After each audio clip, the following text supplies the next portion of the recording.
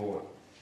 I'm Michael Salvatico, Head of Client Coverage Asia Pacific for MSCI. I'm your chair today and here to share some experience from our global clients.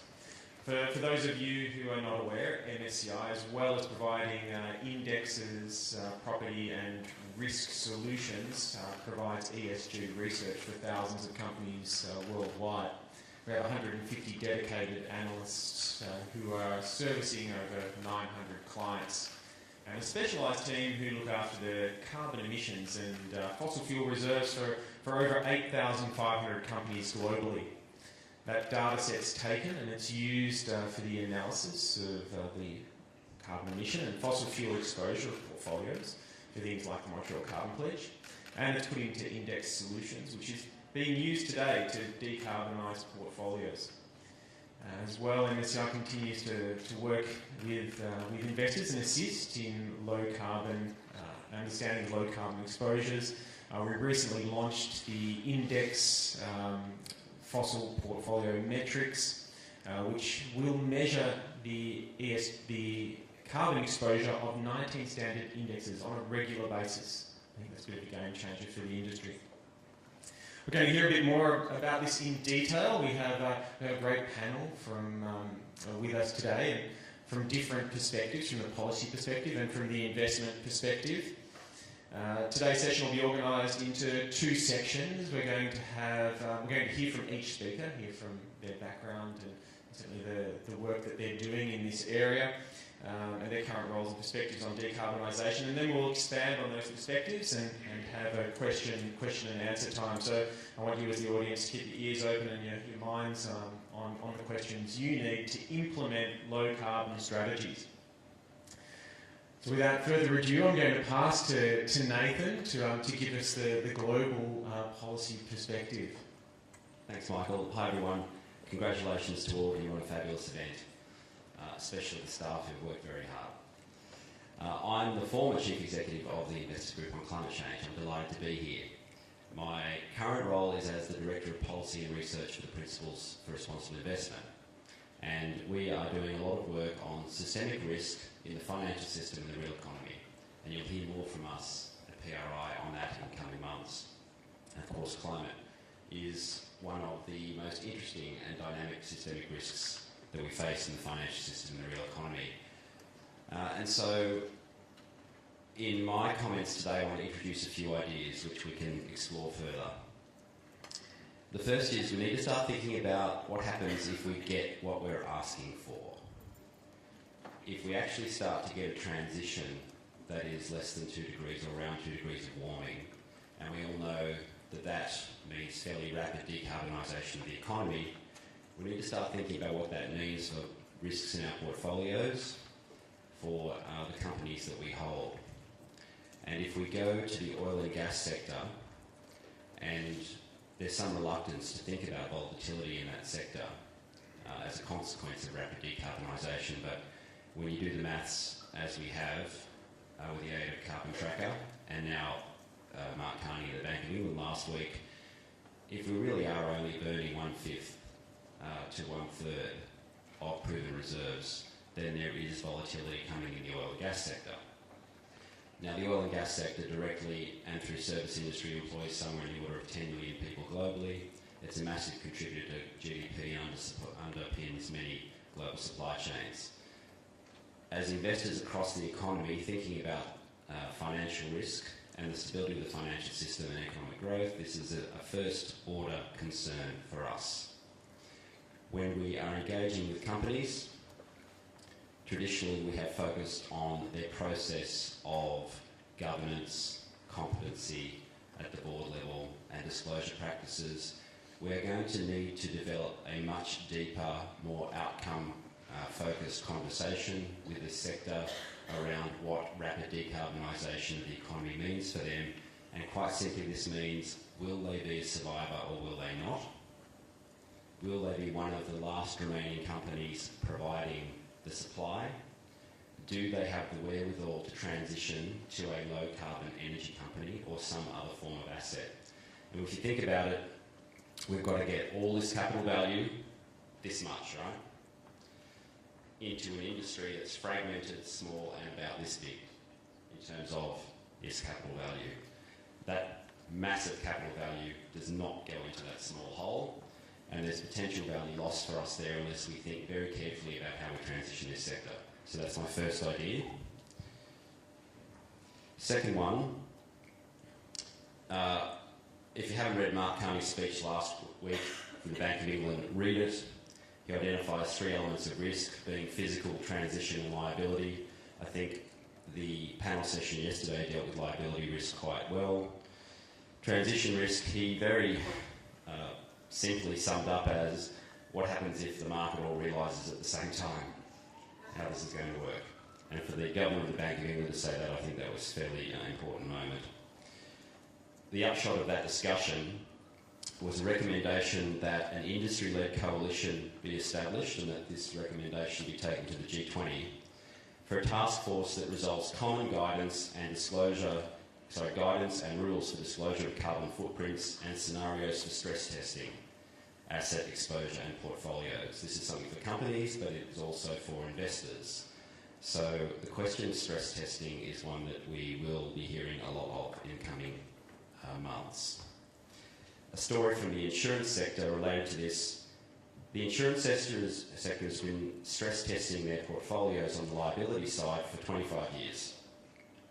They do this by looking at a minimum of 1 in 100 year risk events, whether it be physical, climatic events, or using actuarial models to stress their exposures with prices, like for example on carbon pricing. The insurance industry proposed at this meeting with Mark Carney that I was at that we invest collectively with the Bank of England and the Financial Stability Board for the preparation and pilot of 1 in 100 year climate risk metrics across the banking and security sector, and that we put these into financial sector regulation, accounting standards, and require disclosure across the financial sector.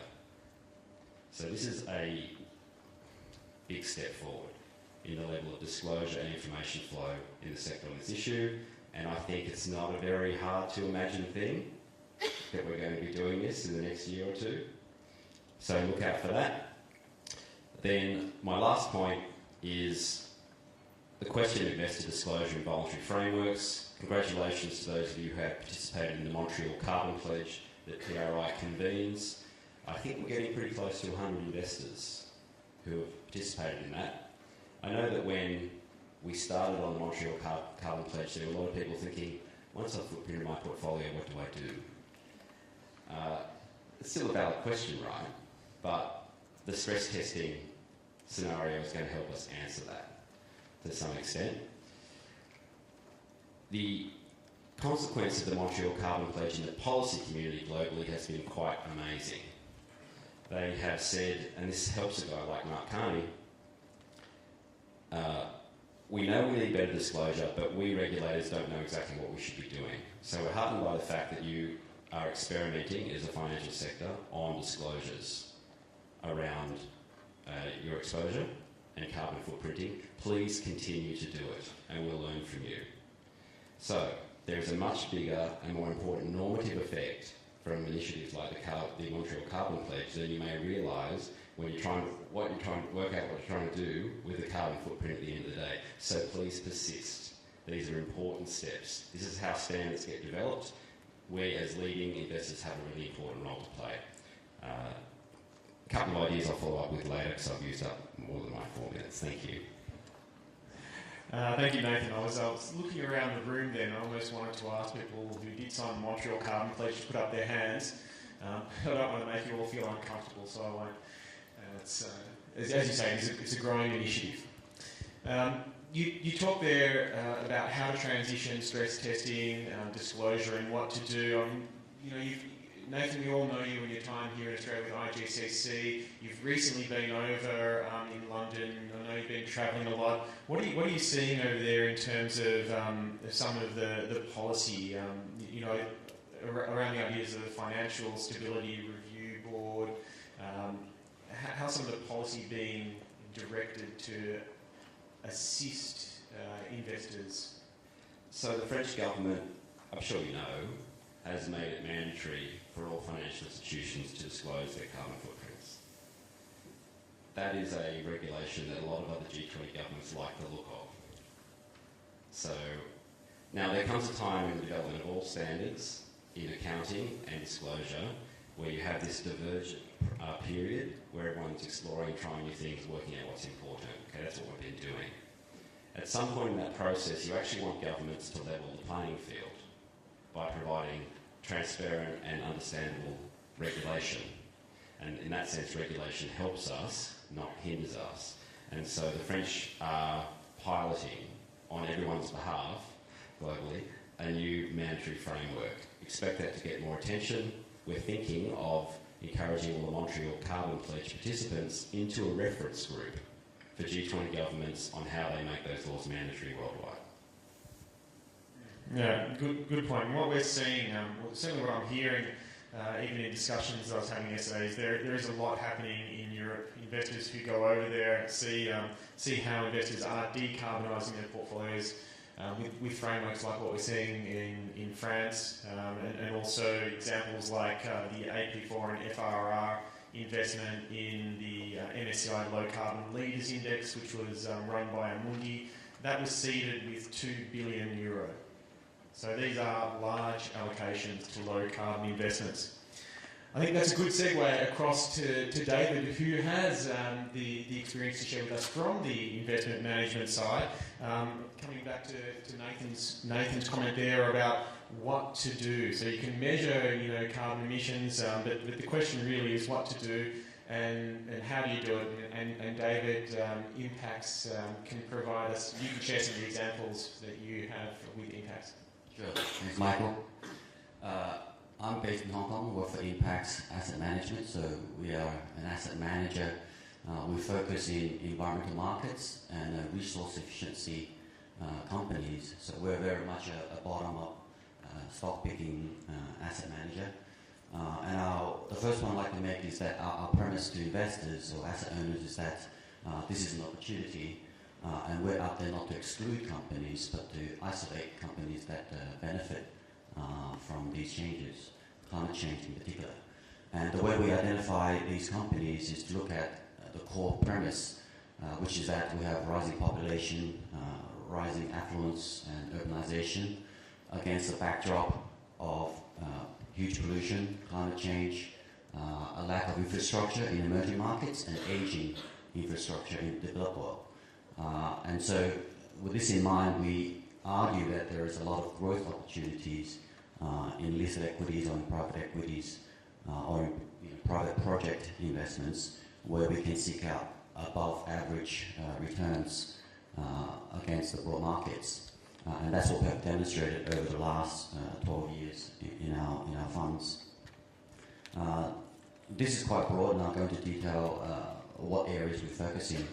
But speaking to decarbonisation and carbon footprinting, we feel that that's only a starting point, because if you look at carbon footprinting, you are missing out on companies that are avoiding carbon, because carbon footprinting is not an incremental approach to measurement. For example, if you look at solar PV, for example, polysilicon manufacturing is actually very energy intensive. So if you measure the carbon footprint of solar PV, is actually adding to the carbon in your portfolio.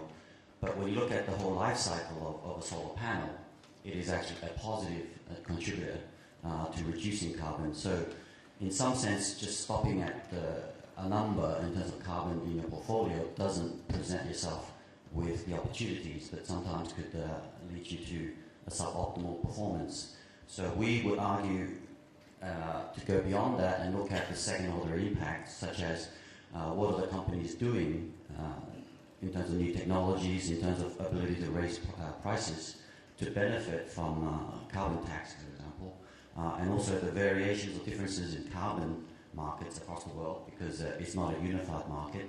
There are some companies that can actually benefit from imposition of carbon taxes. So that only is available to companies like Impax, because we go around and visit a lot of companies and do the bottom-up research. And the third point I'd like to highlight is that to decarbonize, you don't necessarily kind of dispose of all your fossil fuel companies. You identify the least efficient.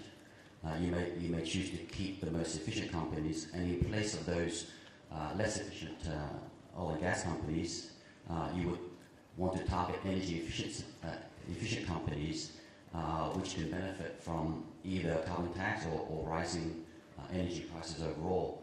So in the way that we look at environmental markets, energy efficiency is by far the largest subsector where we find a lot of companies, large caps, mid caps and small caps across all the countries around the world.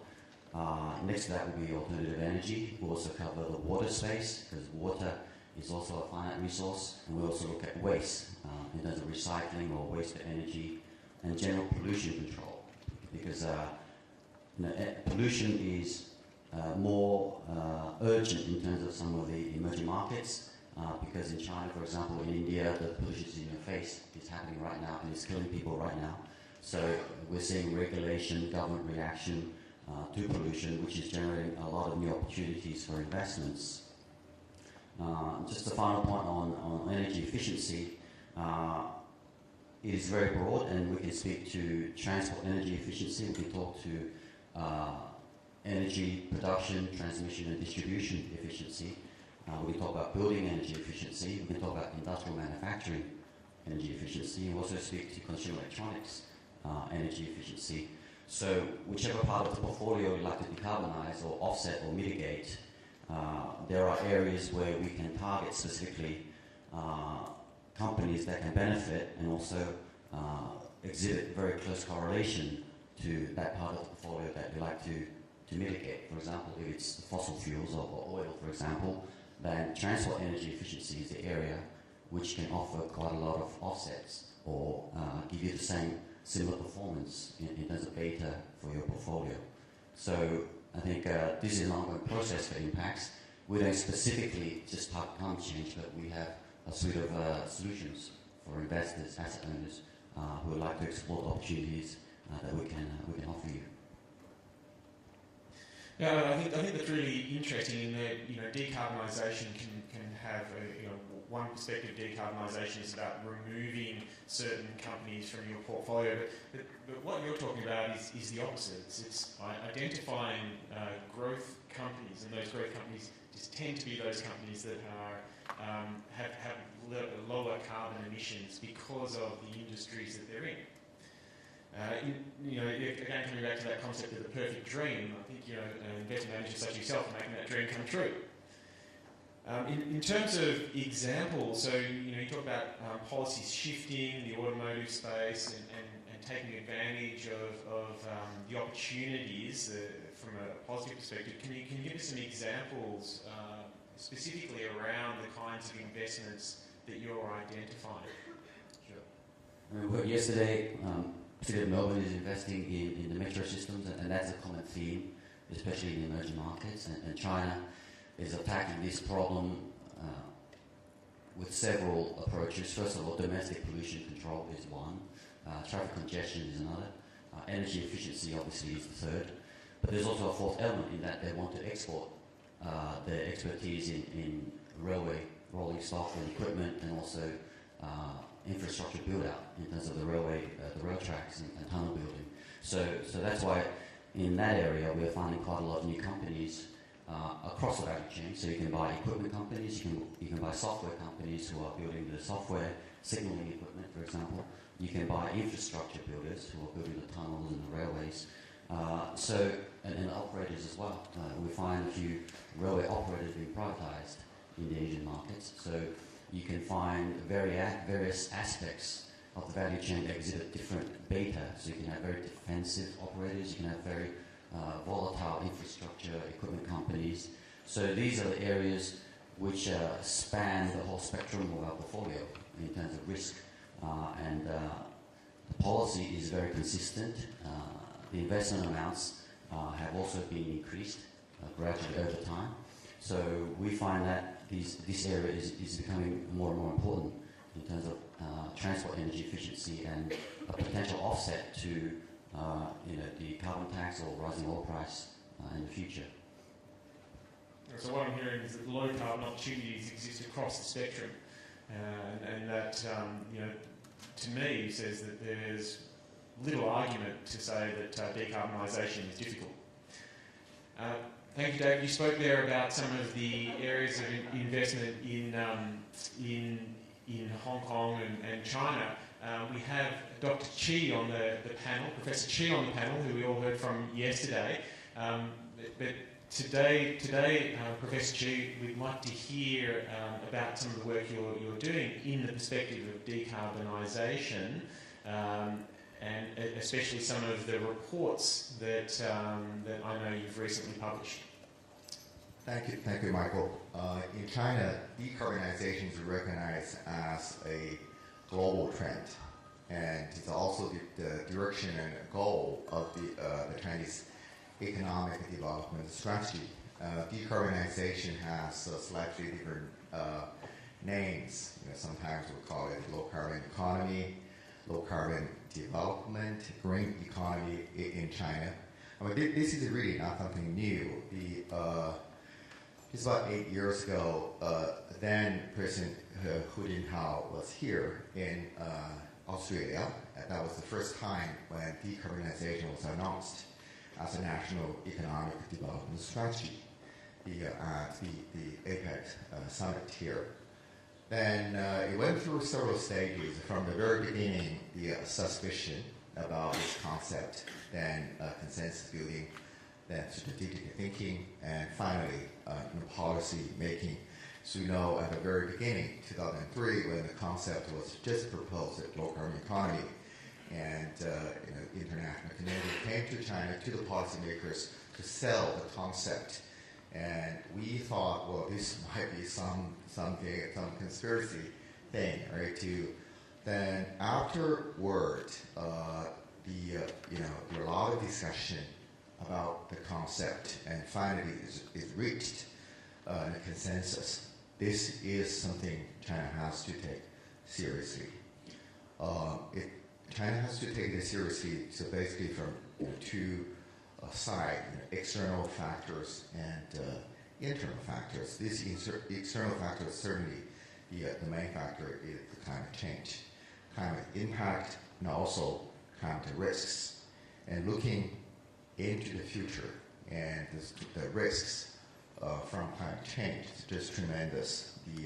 Michael just mentioned this report we launched in July and later in September for the Chinese version on climate change, the risk assessment.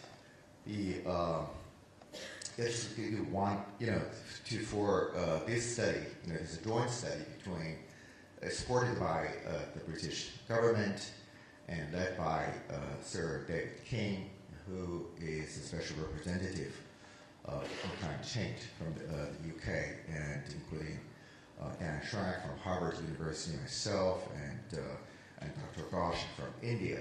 So, just following the IGCC AR5, then we continue this work, recognizing the non-linearity, recognizing the irreversibility, and also recognize the scale, and also for human tolerance and the tolerance across to all these changes. For instance, the impact is really beyond our normal thinking. The flood, once in a century flood, if the sea level increases for a meter, for instance, the chance for this once in a century flood in Shanghai will increase 40 times. For New York City, 200 times. For Calcutta, 1,000 times. So this would have major impact on the cities, on the coastal areas. As we know, China has grown into an urban society right now. It's more than 55% population living in the cities. So recognizing all these potential risks and the current ongoing impacts, this is the external factor. Internal factor, as I mentioned yesterday, this air pollution associated with fossil fuel burning, and China recognizes it has to change the old economic growth model. Again, this is nothing new. Right? The Chinese economy has been decarbonizing for the last 3 decades already, but moving into the decarbonization, low carbon economy has just become the deliberate policy. So this has major implications for investment for the business community. Not only because the government itself, will put in tremendous money directly into this area through subsidies, through tax rebate, but also this will actually have a major impact on the industrial development. I have to say, for the wind power and solar power sector, it's really at the beginning when the legislation, the renewable energy law, was set up 10 years ago in 2005. It was primarily set up as an industrial policy rather than as a climate change policy. So it has major implications for the business of society. We have seen this extremely rapid exponential growth in this area, and now we see more and more of this sort of policies. One example, recently, Tesla was listed as a part of this catalog. So, people in Beijing, they don't have to wait. Normally we have a drawing system in order to purchase and own a car. But for electric cars like that, you don't have to wait. You can buy a car anytime. At the same time, you can get tax rebate. So for the power sector, for the transport sector, for building sector, rooftop solar panels, for example, they all will have some major impact from this policy and economic development strategy. And China is very different than Australia, and there are a lot of people and very large economy, and there are a lot of problems to deal with. So we recognize going green, going low carbon is really the direction to go. Yeah, from your example on China, it's amazing to hear how far a country can progress when the politics are aligned. In terms of how or what China's going to do to assist with investing, I know that there's a lot happening. We're about to go into the next 5-year plan for China. There's a Green Finance Committee that MSCI is involved with. Chris Ryan, our MD of ASrIA, sits on the investment board for the Green Finance Committee. It also includes people like Ma Jun from the PBOC. They're discussing the details of how to encourage investment in green finance in China. What do you see as being required for China to create the right environment, and will they be able to do it? Well, I'm glad you mentioned this, Michael. Right now, there is an ongoing study. It's co-chaired by Andrew Steer from the World Resource Institute and Chen Yulu, the president of the Renmin University of China. This is a study commissioned by we call it CCICED's organization, China Council of International Cooperation on Environment and Development. This is an organization was set up 25 years ago. Then it's led by Vice Premier right now, the Vice Premier Zhang Gaoli, and every year this committee will submit reports to the Premier himself. And last year and this year, a key task force on this is on green financing, it is mentioned. And this task force is commissioned to do research and come up with very specific policy recommendations for the green financing. So my expectation is this: for the 13th 5-year plan, which will be the first proposal will be later this month, And then the final version of the 13th Five-Year Plan will come out and approved in March next year. This green finance, my expectation is it will be an integral part of that, and there will be specific rules set, and there will be programs and programs set in that 13th Five-Year Plan, coming directly out of this study and some other studies. So just carrying on the trends from the 12th Five-Year Plan, which is ongoing, the 13th Five-Year Plan will definitely identify this area as really a key area for industrial development, for the economic development. It also will serve as a major direction for getting back from this economic downturn, economic slowdown, to a more of a normal, the new normal path of the economy. Thank you. Andrew, the IFC has a unique opportunity to invest in and being a provider of investments to a wide range or wide audience. How does the IFC tell us a bit more about how the IFC works to take advantage of some of these policy environments and to provide low carbon or decarbonisation investments? I think, like all panelists, you completely ignore the question your moderator asked you, and then you just talk to your set speech, right? So at least I'm going to be blatantly acknowledge that I'm going to completely ignore that question and just tell you what I already decided I wanted to tell you anyway. But Michael, thank you. But that aside, I also should say, for me, it's an absolute genuine pleasure to be in Melbourne. Very much under different circumstances. The last time I was in Melbourne, I was running funding for the IFC, and it was those very quiet years between 2008 and 2010. And you may remember there was a small crisis that was percolating around the world at the time.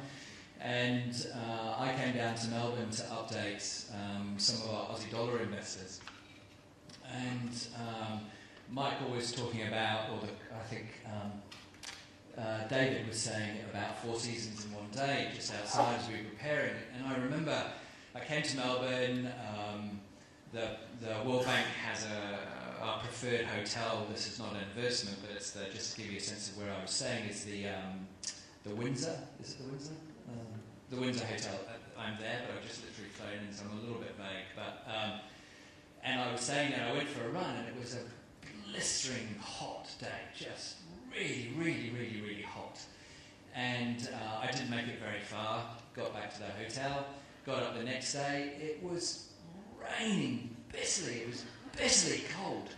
And this was in that environment. This was the conversation I was having with investors about. Yes, I know we have this sort of thing called the global crisis. Yes, liquidity is a small issue at the moment. However, the World Bank Group, we're going to be around for generations to come, but against that backdrop, it was just miserable weather. But now today, look at it. It's absolutely fantastic, apart from the fact that you can't see it with all the curtains, right? So coming to decarbonisation, I'm very conscious of having the privilege of working for the IFC, which many of you know is the private sector arm of the World Bank Group. We've been investing in the emerging markets private sector for the last 6 years. To give you a bit of a sense, sort of our rough asset allocation mix is a 70% debt, 30% equity. And for many, many, many years, our normal investment has always had very high E&S standards. The whole sort of point of the IFC, part of it is that we're trying to encourage more capital come to the emerging markets, more capital come into the climate space, more capital come into the green space. And essentially, if you have incredibly high diligence, incredibly high E&S standards, the idea is that that adds as a sort of a bit of a litmus test. To give you sort of one mixed statistic, and you can say this is good and bad, it's always in the eye of the beholder. It takes us roughly about 300 days to make an investment. Now you could argue, on the one hand, well, that's terribly slow, right? I mean, I don't know if anybody here is brave enough to put their hand up and say what your average investment process takes, but I'm pretty sure it's not 300 days. The positive side of that, though, is imagine the due diligence that you can do in 300 days. I mean, that is literally crawling through everything. Now, I mention that because back in 2007, 2008, I was fortunate enough to get involved in the IFC's first green bond issue. Except we didn't issue it in 2007 and 2008. It took us a little bit of time, so it was, I think, broadly 2009, 2010.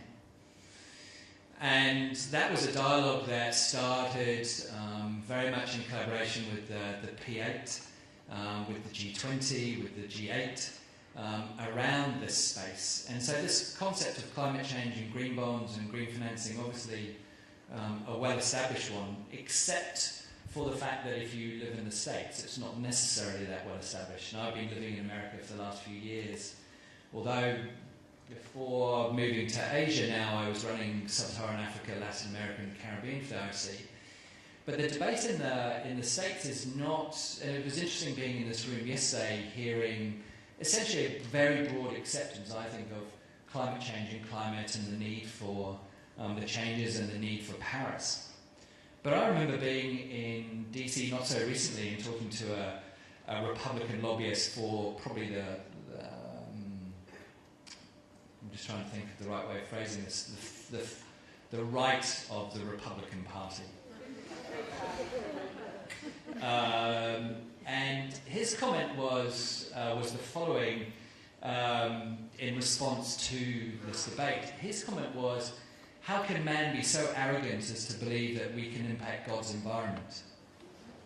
All right, so if you think of the dynamic through his mind, that's quite an intriguing one, right? So this comment, I think within this room, this acceptance of this debate and where we are is probably broadly accepted. It's not necessarily, certainly throughout states. So I've had the privilege of working on the first green bond that we did. We've adjusted that strategy. The bonds have now become very different in our approach, and happy to answer any questions on that. Clearly there's enormous growth in green bonds. To the point about Majun in China, it's very clear, if you acknowledge that China has essentially the second largest corporate bond market or domestic bond market, and you could argue it's feasible to believe that China will become the largest bond market if you're thinking about GDP growth rates of whether you believe they're 5 or 7 or 8. And if you read the literature, it's very clear that China has a very clear commitment to this space and a clear view that green bonds have a presence in that. Even a small percentage of green bonds is an absolute massive amount in absolute terms.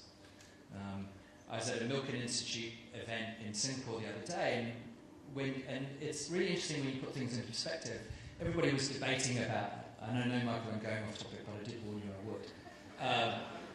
If you talk about, the debate is about China, is it a 5% growth rate, is it a 6%, is it an 8%, and, do you haircut the government statistics, do you believe the government statistics? Whatever. Essentially, China produces a new German economy every year. Right. So if you think about the numbers in that sense and get away from the, is it 5, is it 6, is it 7, Germany turns up each year. So now think about what that means for the green space, for green bond space. The IFC has a very clear commitment to deliver 20% of our loans every year to be in the climate space. And there's plenty of information on the IFC website, www.ifc.org. That will give you absolute clarity and caveats about how we define green, renewable, energy efficiency and what that 20% means.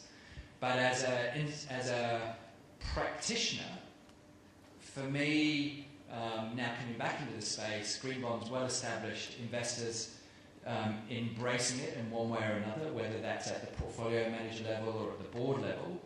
But when you put that against the backdrop of clear signals of what's going to be happening in markets like China, and also I've noticed there hasn't really been much of a dialogue around India, and I don't know how you ignore India with a population of 1.3, 1.4 billion people from this.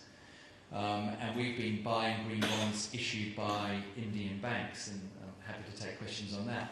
But clearly this is a very active, dynamic space. Now I should come back to the moderator and find out what question he actually did ask me. Michael. Andrew, in fact, you did an excellent job.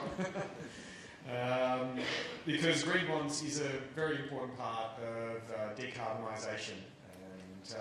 And MSCI has been doing some work with Barclays on this. We created the Barclays MSCI Green Bonds Index a couple of years ago, which creates a framework that only includes bonds which have energy efficiency, renewable energy, green buildings, pollution prevention and sustainable water. So it provides investors with some guarantee or certainty over the green bonds they're including, that those green bonds are actually achieving what they're meant to. And there's been a couple of issuances in Australia already, some of the banks and Stockland, for instance, whose bonds have been included in that green bond index.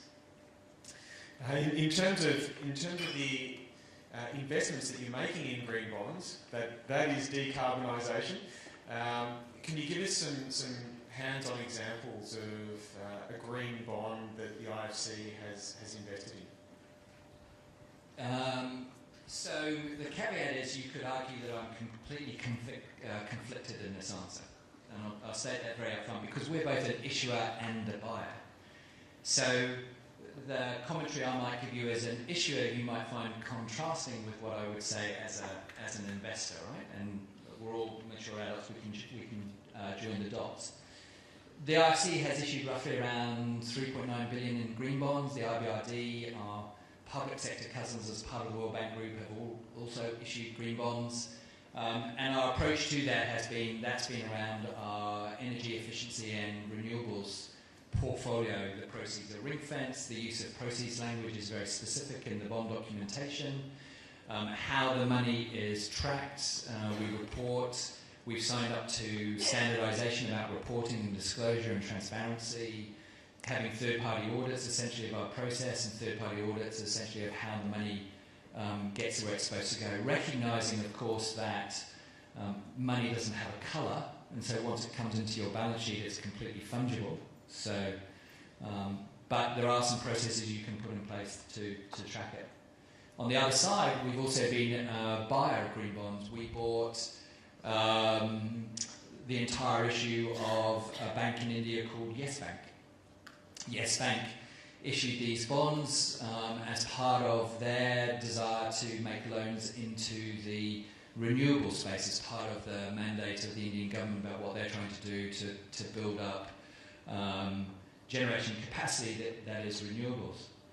So, and I think that was part of a view that the IFC, being part of the World Bank Group, has a very privileged position in being able to try and make a contribution to influence the debate. And I'd phrase it like that. So when you're an issuer of green bonds, you're only on one side of this conversation. When you're a buyer of green bonds, you're now on the other side of the conversation as well. So, you know, the arguments around pricing, liquidity, which portfolio you put it in, how do you manage it, all become very granular and tactile if you now have to do it. When you're an issuer of green bonds, in a sense the same argument, but you're now taking a different perspective. What should be the right pricing? Where do the use of proceeds go? Assuring investor that the money they actually give you gets to where it should be. And I think our approach has adjusted over time as we learned. If I look at what the team does now in green bonds, we're an issuer of billion-dollar global green bonds as a contribution to saying that's liquid. When if I think about the very first green bond that I was involved in, it was a $200 million green bond. If I think about the pricing, when we issue now, we issue flat to our credit curve. When we did the first one, the 200 million, we probably priced it a few basis points tighter, meaning we demanded a lower coupon than our normal credit. So I think the arguments and the philosophy have changed. I remember when in London there was Bloomberg had arranged a panel around the standardisation of green bonds, and many of you will be aware that from 2009 to 2012 there were probably a lot of what I would call thematic bonds. Supranationals were issuing women in business, poverty, education bonds, and there's a whole bunch of others. And there was a debate about how should we standardise these bonds, how should we do reporting. And I must admit, my own personal view, not the World Bank Group view, was I sort of didn't think that standardisation was necessary. I thought that the market was too early. The market should start determining that. I think there's now been a very positive move to standardisation, reporting, assurance to investors about how the money is utilised. So I'll stop now because I'm a bit conscious of well exceeding my 4 minutes, but I'm just a practitioner in this. I defer to much smarter people on the policy side, but it's a crucial space. The World Bank Group's absolutely committed to it, and I'm always very aware of the words of commitment and longevity, and we're here for, and I'm sure all of you have sat through loads of meetings where people have assured you of their commitment. But when I think of the World Bank Group's mission, which is around alleviating poverty and shared prosperity, and when you recognise that 2 billion people in this world, essentially whether they earn $1.25 a day or $2 a day, that really isn't a lot of money for a life, right? When I think about the size of that challenge, the World Bank Group, by definition, is going to be around for a long time when you look at the size of the problem. So we can genuinely talk about commitment. And that's why green and climate change is so fundamentally important to the institution. So what I'm hearing is that green bonds, you invest in green bonds and there's no premium. Essentially, it's a free option to decarbonise your portfolio. When I ran funding, I would love to say I would like to charge investors a premium for owning the IFC green bonds. However, investors obviously took a very different perspective on that. And I think it's clear we're trying to do more in that space. The 20% target that we have means that year in year we're going to be generating more and more loans into the climate space, which basically means we will be issuing bonds out the other side to finance those. So Rachel, I know, as a phenomenal representative of the World Bank Group, we're very much involved in this space. Clearly, as an institution, it's something that matters to ultimately our shareholders. Can I quickly add something? So it's an important question for each of you here. An important question is, where are you going to get your supply of low carbon exposures? And Andrew's done a very understated confidence building exercise on the experience of the IFC, but really you're going to have to look to organisations like the IFC and the other development banks and the other institutions that have access to low carbon assets, especially in emerging economies, and have both some experience to the complexities of those markets, because often we don't, and can play some de-risking role. So he's undersold himself. This is a very important conversation. And David, as an investment manager, what's your perspective on how easy it is or how important it is, the opportunities from a decarbonisation perspective?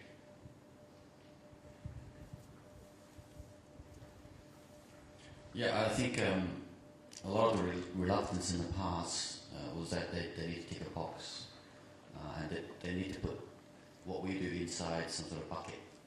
So maybe I'll share some experience in how we convince investors to position such investments. So in a traditional fund, they might put these investments in some sort of alternative. They call it alternative investment. And they might put us in high growth equities, or they might put us in ESG in those boxes. But a lot of funds just don't know where to start.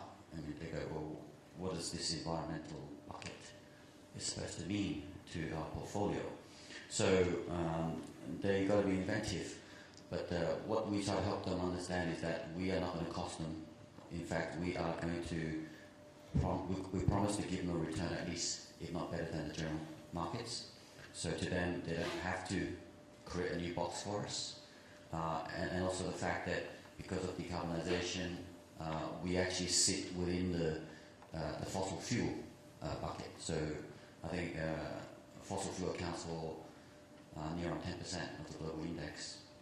So if you need to divest half of that, if half of those, that 10%, are the less efficient, the higher cost producers, and they're at risk of going out of business because of either a carbon tax or just stranded assets, then we sit very neatly into that bucket, and that could be the energy efficient bucket. That could be a 5% of the portfolio. So we're getting much better conversations in terms of how we can position our kind of offer to asset owners and not be embarrassed by the fact that, oh, we just need to check this box. Do you fit into our box? And that's the end of it. We are much more proactive these days in terms of talking to asset owners in that sense. I wonder how many people can foresee the day when a low carbon investment becomes the core investment for a super fund. I'd love to see that. Well, you know, from what we see with our indexes, MSCI World Index, you can remove 11 thermal coal companies, which reduces your exposure to future carbon emissions by 50%. Has a small impact on the weight of the market cap weight that you're removing. We've 10 minutes to go.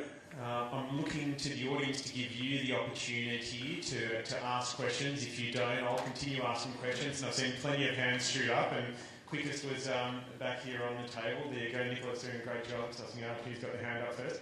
Thank you. Thank you. I'm Anita Dennis from Climate Works Australia. So there's been quite a bit of discussion in the panel on capital reallocation, so divestment from fossil fuels or investment in low carbon technologies. But another way to drive decarbonisation is to engage with existing assets, as mentioned by Professor Sachs. And for example, we're doing some research now in collaboration with Carsters in the US that shows that many companies in their portfolio have a really big opportunity to improve their energy efficiency and energy productivity performance, which can reduce significantly their emissions while delivering material and immediate financial benefits. So my question for the panel is, how much activity do you already see in this engagement on decarbonisation, and how much appetite do you think there will be to increase activity in this space? I'm happy to have a crack at it. So if I look at the IFC's portfolio, about 8% of our portfolio is in what we would call extractive industries. So a significant engagement. But I'll give you a very practical example. We last year in September invested in a Nigerian oil and gas company, a company called Seven Energy. You could well argue that wouldn't seem on the surface to naturally fit this space, right? But the investment is all around how do you minimise flaring of gas in the Nigerian Delta, because a lot of what happens there is it's oil that's the key asset that's trying to be acquired. There's been probably an underinvestment in reducing the flaring and capturing the gas. And so we made a significant investment along with other investors into Seven Energy with the money targeted at reducing the flaring. So I take your point. I think you can still make those investments, still engage with that industry, and it is part of a broader portfolio. So at the other side of it, we have investments where we've put money into scrubbing units to reduce the sulfur emissions from utilities. So again, you can have an active engagement in this space. Speaking to that as an asset manager, we have increased our manpower in the ESG area, including government policy as well as engagement. So very often we find that companies do have the information, but they just don't disclose them. So there's a lot of work to be done in terms of the need for public disclosure to make that mandatory. But in the absence of that, we find ourselves asking a lot of questions directly with the corporates. And most of the time they do have the numbers that we need in order to make our case in terms of either carbon or water or other aspects of pollution controls that we need to qualify the companies for investments in our universe. at the risk of being controversial, the investment management community globally really must get with the program on company value conversations with their investee companies and ensure that the conversation that is happening at the asset owner level around concern for the speed of this transition is part of everyday interactions with company executives and boards. We need to make sure that the signals are aligned on the expectation, not just opportunity, M&D, for companies to lead this reallocation of capital within their businesses. And whenever we confuse that message, we slow down the process and we put our own capital at risk. So that's a very critical issue in our sector. And who should drive that discussion? Should it be the asset managers, the asset owners? Should it be the UNPRI? Well, we're all in it together, right? So we're all got to get with the program in a way. But yeah, there's a role for everybody.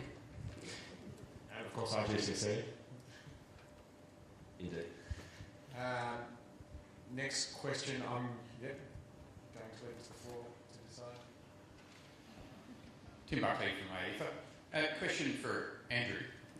You mentioned India and green bonds, so I could just ask you to elaborate on that, because to me, Prime Minister Modi, in his INDC last Friday, made it absolutely clear that for India to transform, they need foreign capital, and the world can't work without India being an absolutely key part of that solution. So your peer last week, ADB, Asia Development Bank, launched a landmark Indian green bond. You're probably involved in it. Can you maybe just touch on that? How do you de-risk those bonds so that we can actually get the hundreds of billions of dollars of capital that India needs to transform their electricity market?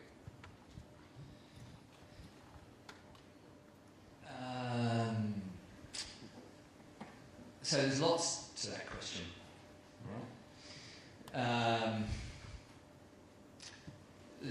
I see recently we did $1 billion worth of offshore rupee issuance. And before we had done that series of transactions, we did a 3, a 5, a 7 and a 10 year. There was no international offshore rupee curve.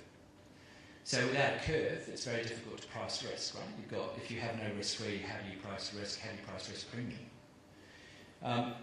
And that was done with the full support of RBI and also MOF in order to have permission for us to issue in our owner's currency. We need their permission to do so. And so they were very, very supportive of building an offshore curve as a way of attracting capital. The next step we then did was to do onshore issuance.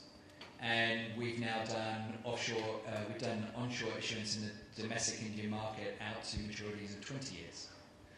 So again, that's part of building a risk curve so people can price risk. So one aspect of your answer is that by bringing clarity of pricing, people can now price the risk premium, because inevitably if you're a sensible and rational investor, if you don't have clarity, you add a greater risk premium.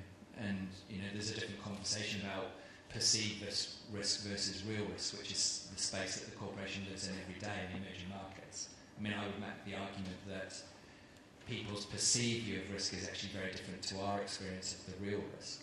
Okay. So in terms of de-risking, that's one aspect. I think the other aspect is that in a way, I'm trying to avoid the soundbite, you get what you pay for, but remembering that investors are in the business of taking risk, right? They're in the business of taking risk-adjusted risk. Return-adjusted risk. I don't know what risk-adjusted risk means, but it's a great quote, right? So I don't know that you want to completely remove all of the risk, because otherwise you're removing all the possibility of return. It's very clear that there is a desire by the Indian authorities to attract international capital, and if you saw, I think just last week, the Indian authorities have now announced revised regulations that allow Indian corporates to now go offshore to raise capital. And you can clearly see that that's a very sensible, rational approach about broadening the pool of capital from domestic sources to now much more international sources. And if you buy the premise, which I keep hearing, is that there is an enormous amount of liquidity in the system looking for potential opportunities, then allowing Indian corporates to go offshore seems a very sensible approach to attracting more capital for investments in the India space that clearly they desire. Did that answer your question? It's just your question had lots of different parts to it, and That's great. I'm aware that we're out of time. I'm sort of looking to see